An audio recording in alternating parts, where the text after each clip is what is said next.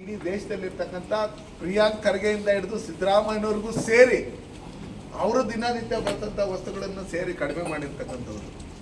ವಿರೋಧ ಪಕ್ಷದಲ್ಲಿ ಇದ್ದೀರಿ ಅಂತ ಹೇಳಿ ಅವ್ರ ತಂದೆ ರಿಟೈರ್ಡ್ ಆಗ್ತಾರೆ ಅಂತ ಹೇಳಿ ನಾನೇನೋ ಮಾತಾಡ್ಕೊಂಡು ನಾನು ಹೀರೋ ಆಗ್ಬೇಕನ್ನೋ ಲೆಕ್ಕಾಚಾರದಲ್ಲಿ ಏನಂದರೆ ಅದನ್ನು ಒಳ್ಳೆ ಕೆಲಸಗಳು ಮಾಡಿರೋದಕ್ಕೂ ಅಬ್ಜೆಕ್ಷನ್ ಮಾಡೋಂಥದ್ದು, ಅದ್ರ ಬಗ್ಗೆ ಟೀಕೆ ಮಾಡೋಂಥದ್ದು ಈ ಪ್ರಿಯಾಂಕ್ ಖರ್ಗೆ ಅವರು ಬಿಡಬೇಕು ಅಂತ ಹೇಳಿ ನಾನು ಈ ಮೂಲಕ ನಾನು ಮನವಿ ಮಾಡ್ಕೊತೀನಿ.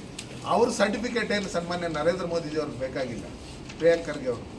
ಯಾಕಂದರೆ ದೇಶದ 140 ಕೋಟಿ ಜನನೂ ಸನ್ಮಾನ್ಯ ನರೇಂದ್ರ ಮೋದಿಯವರು ಮಾಡಿರ್ತಕ್ಕಂಥ ಒಳ್ಳೆ ಕೆಲಸಗಳ ಬಗ್ಗೆ ಮಾತಾಡೋಂಥ ಸಂದರ್ಭದಲ್ಲಿ ಪ್ರಿಯಾಂಕ್ ಖರ್ಗೆ ಅವ್ರು ಏನು ಮಾತಾಡ್ತಾರೆ ಅದು ಏನು ಲೆಕ್ಕಕ್ಕೆ ಬರಲ್ಲ ಅಂತ ಹೇಳಿ ನನ್ನ ಭಾವನೆ. 27 ರೀತಿ ತೆರಿಗೆಗಳನ್ನ ಏನು UPA ಗೌರ್ಮೆಂಟಲ್ಲಿ ಹೆಚ್ಚಿಗೆ ಮಾಡಿದ್ರು. 13 ರೀತಿ ಚೆಸ್ ಹಾಕಿದ್ರು. ಇದು ವರದಿಗಳಲ್ಲಿದೆ, ಅವ್ರು ಮಾಡಿದ್ದಾರೆ.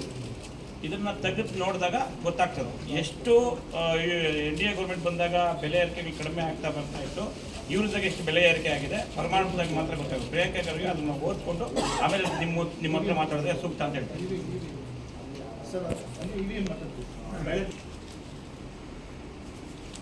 ಅವ್ರು ಗೆದ್ದಂಥ ರಾಜ್ಯಗಳಲ್ಲಿ EVM ಸರಿ ಇರುತ್ತೆ, ಅವರು ಸೋತಂಥ ರಾಜ್ಯಗಳಲ್ಲಿ EVM ಸರಿ ಇರಲ್ಲ.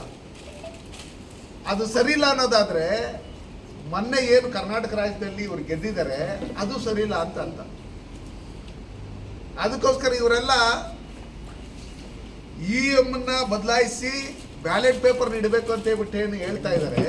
ಅದ್ರ ಬಗ್ಗೆ ಸನ್ಮಾನ್ಯ ಅವ್ರದೇ ಗೃಹ ಸಚಿವರು ಪರಮೇಶ್ವರ್ ಅವರು ಹೇಳಿದ್ದಾರೆ, ನಾವು ಹಿಂದೆ ಎಲ್ಲ ನೋಡ್ತಾ ಇದ್ರೆ ಸತ್ತೋರ್ದವರೆಲ್ಲ ಓಟ್ಗಳು ಹಾಕೊಂಡ್ಬಿಡ್ತಾ ಇದ್ರೆ ನಾವೇ ಒತ್ಕೊಂಡ್ಬಿಡ್ತಾ ಇದ್ರಿ ಅನ್ನೋ ಲೆಕ್ಕಾಚಾರದಲ್ಲಿ ಇವತ್ತು ಏನು ವೋಟ್ ಬ್ಯಾಂಕ್ ರಾಜಕಾರಣ ಈ ಕರ್ನಾಟಕ ರಾಜ್ಯದಲ್ಲಿ ಮಾಡ್ತಾ ಇದ್ದಾರೆ ಕಾಂಗ್ರೆಸ್ ಅವರು. ಸತ್ತೋಗಿರೋ ಹೆಸರಲ್ಲಿ ನಮ್ಮ ಕೋಲಾರಲ್ಲೂ ಟೌನಲ್ಲೂ ಓಟ್ಗಳಾಗಿದೆ. ಹಳೆ DC ಏನಿಲ್ಲಿದ್ರು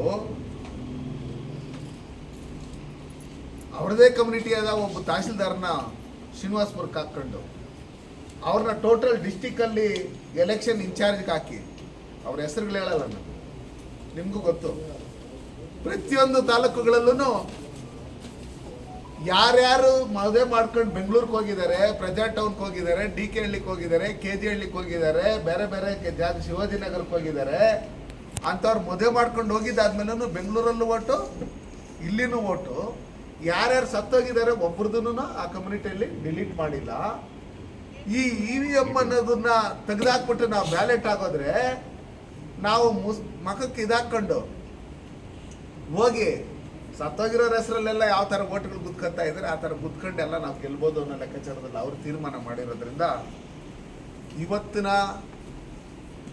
ಮಾಡರ್ನ್ ಯುಗದಲ್ಲಿ ದೇಶ ಬದಲಾಗಿದೆ.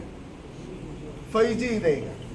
ಇಂಥ ಸಂದರ್ಭದಲ್ಲಿ ದೊಡ್ಡ ದೊಡ್ಡ ರಾಷ್ಟ್ರಗಳಲ್ಲೂ EVM ಇದೆ, ಸಣ್ಣ ಸಣ್ಣ ರಾಷ್ಟ್ರಗಳಲ್ಲೂ EVM ಇದೆ.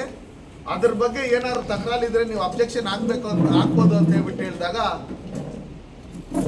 ಅವರ ಸರ್ವೋಚ್ಚ ನಾಯಕರಾದಂಥ ರಾಹುಲ್ ಗಾಂಧಿ ಅಂಡ್ ಟೀಮು ಕಪಿಲ್ ಸಿಬಾಲ್ ಇವರೆಲ್ಲ ಸೇರಿ ಕೋರ್ಟ್ಗಳಿಗೆ ಹೋಗಿದ್ದಂಥ ಸಂದರ್ಭದಲ್ಲಿ EVM ಅಲ್ಲಿ ಚೆಕ್ ಮಾಡಿ ಯಾವುದೇ ರೀತಿಯಾದಂಥ ಇದರಲ್ಲಿ ಲೋಪದೋಷಗಳಿಲ್ಲ ಅಂತ ಹೇಳ್ಬಿಟ್ಟು ಹೇಳಿ ಕೋರ್ಟ್ ಆದೇಶ ಮಾಡಿರೋದ್ರಿಂದ ಅದನ್ನು ತಿಳ್ಕೊಂಡು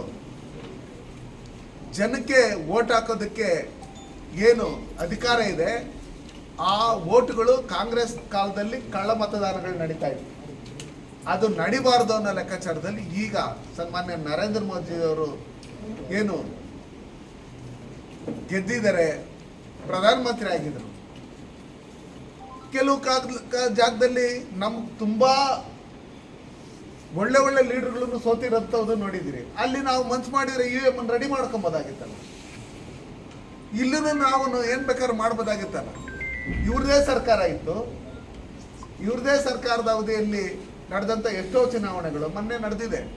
ಇದರಲ್ಲಿ ಚುನಾವಣೆಗಳು ನಡೆದಂಥ ಸಂದರ್ಭದಲ್ಲಿ ಯಾವ ರೀತಿಯಲ್ಲಿ ಓಟ್ಗಳಾಗಿದೆ, ಯಾವ ರೀತಿಯಲ್ಲಿ ಅವ್ರಿಗೆ ಬಂದಿದೆ, ಯಾವ ರೀತಿ ನಮ್ಗೆ ಬಂದಿದೆ ಅನ್ನೋ ಲೆಕ್ಕಾಚಾರದಲ್ಲಿ ಅವರ ಸರ್ವೋಚ್ಚ ನಾಯಕರಾದಂಥ ರಾಹುಲ್ ಗಾಂಧಿ ಅವ್ರನ್ನ ಬದಲಾಯಿಸಿದರೆ ಕಾಂಗ್ರೆಸ್ನಲ್ಲಿರ್ತಕ್ಕಂಥ ವೋಟ್ ಬ್ಯಾಂಕ್ ಮನಸ್ಥಿತಿಗೆ ಒಂದು ಕಮ್ಯುನಿಟಿಗೆ ಬಹುಸಂಖ್ಯಾತನ ಬಿಟ್ಟು ಒಂದು ಕಮ್ಯುನಿಟಿಗೆ ರೆಸ್ಪೆಕ್ಟ್ ಕೊಡೋಂಥದ್ದನ್ನು ಬಿಟ್ಟು ಇಡೀ ದೇಶದಲ್ಲಿರ್ತಕ್ಕಂಥ ಎಲ್ಲ ನಾಗರಿಕರು, ಈ ದೇಶದ ಭಾರತೀಯರು, ಕರ್ನಾಟಕದಲ್ಲಿರ್ತಕ್ಕಂಥವ್ರೆಲ್ಲ ನಮ್ಮವರು ಅನ್ನೋ ಲೆಕ್ಕಾಚಾರದಲ್ಲಿ ನೋಡಿದಾಗ ಮಾತ್ರನೇ EM ಸರಿ ಅನಿಸುತ್ತೆ.